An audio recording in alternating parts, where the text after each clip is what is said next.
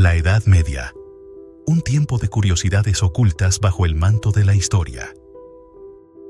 La Edad Media, ese vasto periodo que se extendió aproximadamente desde el siglo V hasta el XV, siempre ha despertado gran interés, tanto por su aura de misterio como por las profundas transformaciones que forjaron el mundo moderno. Aunque la imagen popular que tenemos de esta era suele estar impregnada de castillos imponentes, caballeros valientes y oscuras supersticiones, la realidad es mucho más rica y compleja. En este recorrido por 10 fascinantes curiosidades, nos adentraremos en los rincones más insospechados de una época que, aunque distante, dejó huellas profundas en la historia de la humanidad. 1. Los médicos medievales y su confianza en los humores. La medicina en la Edad Media era un campo lleno de incógnitas y especulaciones, donde las prácticas modernas de diagnóstico y tratamiento estaban lejos de ser una realidad. En su lugar, los médicos basaban su entendimiento del cuerpo humano en teorías que provenían de la antigüedad, particularmente en los escritos de Galeno, un médico griego del siglo II. Según la teoría de los 4 humores, el cuerpo humano estaba compuesto por sangre, flema, bilis amarilla y bilis negra, y el equilibrio entre ellos era crucial para la salud. Los médicos medievales creían que si una persona tenía un exceso o una deficiencia de alguno de estos, caería enferma. Por ejemplo, un exceso de bilis amarilla podía provocar cólera y comportamiento irascible, mientras que un exceso de flema se asociaba con la letargia. Para corregir estos desequilibrios, se recurría a prácticas que hoy nos parecen extrañas, como las sangrías, donde se extraía sangre del paciente para restablecer el equilibrio. Estas sangrías se realizaban con sanguijuelas o mediante incisiones directas en las venas, y aunque a veces resultaban ineficaces, se creía firmemente en su poder curativo. Además, los médicos medievales recomendaban ciertos alimentos o brebajes para equilibrar los humores. Por ejemplo, las personas de naturaleza cálida debían consumir alimentos fríos, como pepinos o lechuga, para equilibrar su temperamento. La dieta, en general, jugaba un papel crucial en la salud, y era común que las personas siguieran rigurosos regímenes alimentarios dictados por sus médicos. 2. Los castillos, símbolos de poder, pero también de incomodidad.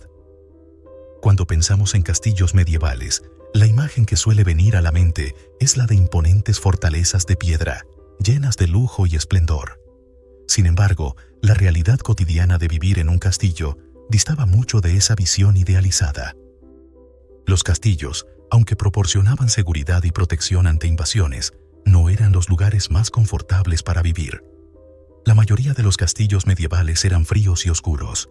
Las gruesas paredes de piedra que los hacían prácticamente impenetrables también impedían que el calor entrara en los fríos inviernos. Las chimeneas no eran comunes hasta los últimos siglos de la Edad Media, por lo que la única fuente de calor solía ser el fuego abierto en el gran salón. Aún así, las corrientes de aire atravesaban las salas y pasillos, y la humedad era un problema constante. Las ventanas estaban diseñadas más para la defensa que para proporcionar vistas o luz. A menudo eran pequeñas y estaban cubiertas por celosías o contraventanas de madera.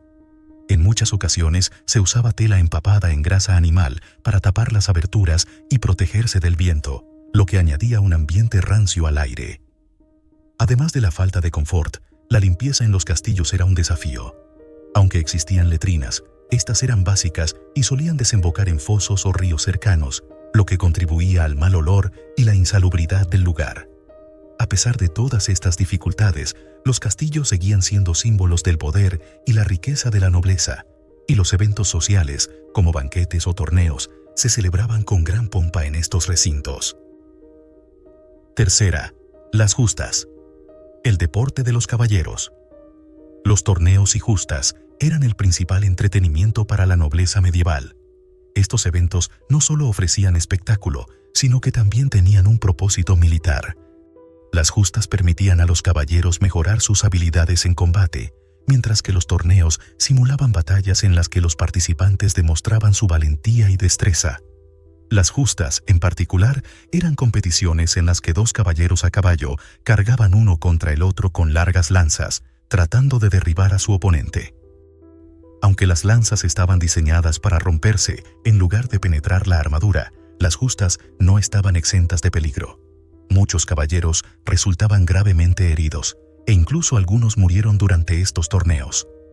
A pesar de los riesgos, las justas seguían siendo extremadamente populares. El público asistente, compuesto principalmente por la nobleza, disfrutaba de estos eventos como una combinación de espectáculo deportivo y teatro. Para los caballeros, además de la gloria y los premios, las justas también ofrecían la oportunidad de ganar favor con damas de la corte, quienes solían entregarles cintas o pañuelos como símbolo de apoyo. Cuarta, la esperanza de vida en la Edad Media, más allá de las cifras. Uno de los mitos más extendidos sobre la Edad Media es que la gente vivía muy poco, con una esperanza de vida que apenas llegaba a los 30 o 35 años. Sin embargo, esta cifra es engañosa porque se trata de un promedio que incluye la alta tasa de mortalidad infantil. Muchos niños morían antes de alcanzar los 5 años, lo que disminuía drásticamente el promedio de esperanza de vida. Para aquellos que lograban sobrevivir la infancia, las perspectivas eran mucho más alentadoras. Si una persona llegaba a los 20 o 30 años, tenía una buena probabilidad de vivir hasta los 60 o 70 años, siempre y cuando evitara las enfermedades y las guerras. Muchos monarcas y figuras importantes vivieron hasta edades avanzadas. Por ejemplo, el emperador bizantino Basilio II vivió hasta los 67 años y Guillermo el Conquistador hasta los 59. 5. La persecución de los gatos y su relación con la peste. En la Europa medieval, los gatos, especialmente los negros, no eran vistos con buenos ojos. La superstición generalizada los asociaba con la brujería y el diablo. Muchos creían que las brujas se transformaban en gatos o que usaban a estos animales como familiares para realizar sus actos malvados. Como resultado, los gatos eran perseguidos y asesinados en gran número. Esta persecución, sin embargo, tuvo consecuencias inesperadas. Al disminuir la población de gatos, también se redujo el control sobre la población de roedores. Las ratas, portadoras de pulgas que transmitían la peste bubónica, se multiplicaron, lo que facilitó la propagación de la peste negra en el siglo XIV. Esta devastadora plaga mató a millones de personas en toda Europa, y aunque no se puede afirmar que la persecución de los gatos fuera la única causa de su expansión, es innegable que la falta de depredadores naturales de las ratas jugó un papel importante.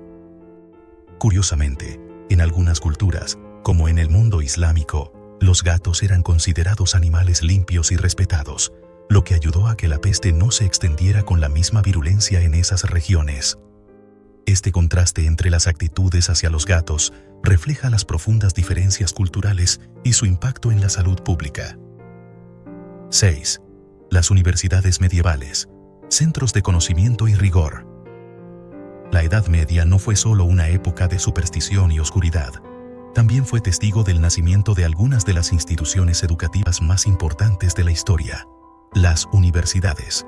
Estas instituciones surgieron en Europa alrededor del siglo XII, con las universidades de París, Bolonia y Oxford a la cabeza. Aunque sus métodos y enfoques eran muy diferentes de los actuales, las universidades medievales fueron fundamentales para el desarrollo del pensamiento académico y científico. Los estudiantes que asistían a estas universidades solían comenzar sus estudios a una edad temprana, a veces a los 14 o 15 años. Las materias principales de estudio eran la teología, el derecho y la medicina, aunque también se enseñaban las artes liberales, que incluían gramática, lógica y retórica. Los estudios se basaban en gran medida en la memorización y el debate, y los exámenes eran orales. Los profesores y estudiantes discutían largos textos filosóficos y teológicos, principalmente los escritos de Aristóteles y otros pensadores antiguos, bajo la luz de la doctrina cristiana. A pesar de las restricciones de pensamiento impuestas por la Iglesia, las universidades medievales fueron lugares donde se gestaron ideas innovadoras y donde surgieron figuras clave, como Tomás de Aquino y Roger Bacon, quienes desafiaron los límites del conocimiento de su tiempo. Las universidades también fueron centros de intercambio cultural y, aunque los estudios eran rigurosos, ofrecían a los jóvenes una oportunidad de ascender socialmente y ganar prestigio. 7. Mujeres guerreras, un aspecto olvidado de la historia medieval. Aunque la imagen típica de la Edad Media nos presenta a los hombres como los únicos guerreros y líderes militares, la realidad es que las mujeres también jugaron un papel importante en muchos conflictos. Un ejemplo destacado es Juana de Arco, la joven campesina que lideró al ejército francés en su lucha contra los ingleses durante la Guerra de los 100 Años. Juana, movida por sus visiones y su fe, se convirtió en una figura icónica de la resistencia francesa, y su papel como líder militar desafió las normas de género de su tiempo. Pero Juana de Arco no fue la única. En la Italia medieval, Matilda de Canossa fue otra mujer que tomó las armas para defender sus territorios. Noble por nacimiento, Matilda fue una hábil estratega y líder militar que dirigió campañas exitosas contra los enemigos de su familia. Su capacidad para gobernar y luchar le ganó el respeto tanto de sus aliados como de sus enemigos. Estos ejemplos muestran que, aunque las oportunidades para las mujeres en el campo de batalla eran limitadas, algunas lograron superar las barreras de género y desempeñaron roles cruciales en los conflictos de su época. Las crónicas medievales a menudo pasaron por alto sus contribuciones, pero hoy en día los historiadores están recuperando sus historias y reconociendo su importancia. 8. La higiene en la Edad Media. Mitos y realidades. Una de las ideas más extendidas sobre la Edad Media es que las personas eran extremadamente sucias y que el concepto de higiene prácticamente no existía. Si bien es cierto que las condiciones sanitarias no eran comparables a las de hoy, esta visión es un tanto exagerada. En realidad, en muchas partes de Europa y en el mundo islámico existían costumbres de higiene bien establecidas. Por ejemplo, en las ciudades islámicas medievales, los baños públicos, conocidos como hammams, eran comunes y utilizados con frecuencia. Estos baños no solo servían para mantener la limpieza personal, sino que también eran lugares de encuentro social. Los perfumes y ungüentos eran populares, y la higiene era vista como una parte importante de la vida cotidiana, tanto por razones religiosas como prácticas. En Europa, aunque la práctica de bañarse no era tan común como en el mundo islámico, muchas ciudades y pueblos contaban con baños públicos. Sin embargo, estos baños comenzaron a cerrar durante las epidemias de peste, ya que se temía que el agua caliente propagara la enfermedad. A pesar de esto, la gente aún hacía esfuerzos por mantenerse limpia. Lavar las manos y la cara era una práctica común, y se utilizaban hierbas aromáticas para enmascarar los malos olores. 9. Juicios por combate y ordalías. La justicia en manos de Dios. La justicia en la Edad Media no siempre se basaba en pruebas y testimonios como lo conocemos hoy en día. En muchas ocasiones, especialmente en los primeros siglos medievales, se recurría a métodos de juicio que ponían el resultado en manos de Dios. Las ordalías y los juicios por combate eran dos formas comunes de resolver disputas. Las ordalías consistían en someter al acusado a pruebas físicas extremas para determinar su culpabilidad o inocencia. Uno de los métodos más comunes era hacer que el acusado sostuviera hierro caliente o caminar sobre brasas. Si el acusado resultaba ileso o sus heridas sanaban rápidamente, se consideraba que Dios había intervenido a su favor y, por lo tanto, era inocente. El juicio por combate era otro método en el que la resolución de un conflicto dependía de la fuerza física. Dos partes en disputa, a menudo nobles o caballeros, luchaban entre sí, y el vencedor se consideraba favorecido por Dios. Aunque estos métodos parecen arcaicos, reflejan una visión del mundo en la que la intervención divina era vista como una parte integral del proceso judicial. 10. El tiempo en la Edad Media. Una percepción diferente. Hoy en día, estamos acostumbrados a medir el tiempo de manera precisa, con relojes y calendarios que dividen el día en horas, minutos y segundos. Sin embargo, en la Edad Media, la percepción del tiempo era muy diferente. La vida cotidiana estaba más dictada por los ritmos naturales, como la salida y puesta del sol, que por una medición precisa del tiempo. En los monasterios, el día se dividía en horas canónicas, que eran los momentos de oración prescritos a lo largo del día. Estas horas no eran fijas en términos de duración, ya que variaban según la estación del año y la ubicación geográfica. En la las ciudades, la campana de la iglesia marcaba el inicio y el fin de la jornada laboral, pero fuera de los centros urbanos, los relojes eran raramente utilizados. Esta visión más relajada del tiempo se refleja en muchos aspectos de la vida medieval. Los eventos se organizaban según las estaciones, y las cosechas y festivales se programaban en torno a los ciclos agrícolas. Aunque los relojes mecánicos comenzaron a aparecer en los últimos siglos de la Edad Media, la mayoría de la gente seguía confiando en la naturaleza para regular sus actividades diarias.